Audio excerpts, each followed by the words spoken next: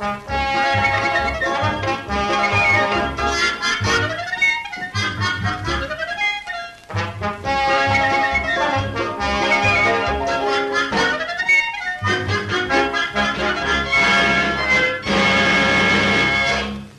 trying to understand the principle of the autogyro, two questions arise in the minds of the curious.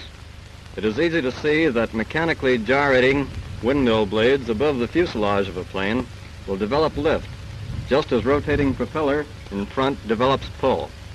However, since the name autogyro indicates that these blades turn automatically once the machine has left the ground, it is difficult to understand or see how in turning automatically without power from the engine, they exert a lifting force on the plane.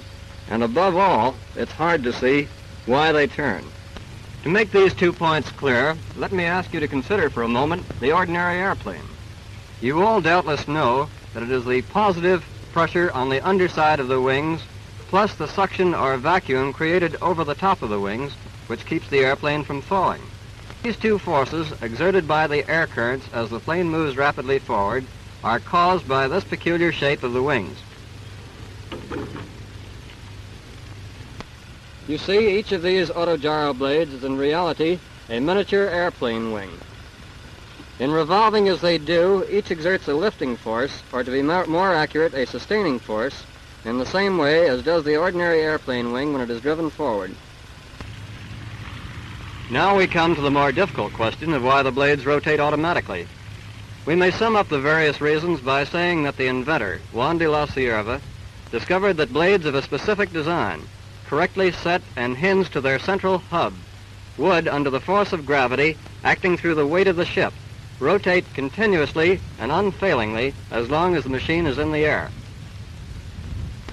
The energy which keeps these blades revolving is this force of gravity, always tending to draw the machine toward the ground. In relation to the air around it, an autogyro is always falling. There is a continuous air pressure on the underside of the blades which causes them to rotate. In reality, the blades have no lift. They simply sustain the ship exactly as do the fixed wings of the airplane. To gain or even to maintain altitude, we must have forward motion, and this is supplied by the propeller. However, we can shut off the propeller in still air, and the ship will settle to the ground more slowly than does a parachute. A very important feature of Cierva's invention is the hinging of the rotor blades to their central hub. By this simple device, Cierva equalized the sustaining power of the advancing and retreating blades even in forward flight, and eliminated the gyroscopic properties of the rotor, which would have made the ship unmanageable.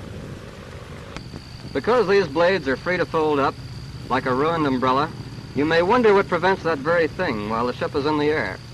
The reason is very simple. While the ship is flying, the blades are always turning at about 130 revolutions a minute, and at this rate, or at this speed, centrifugal force is very strong. It holds out these blades straight and lithe, with a strength many times that required to support the ship. So much for theory and models.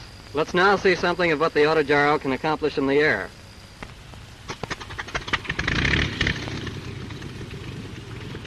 Before the autogyro leaves the ground, the pilot must connect the engine to the rotor by means of a self-starter to get the blades going at their rotational speed of 130 RPM.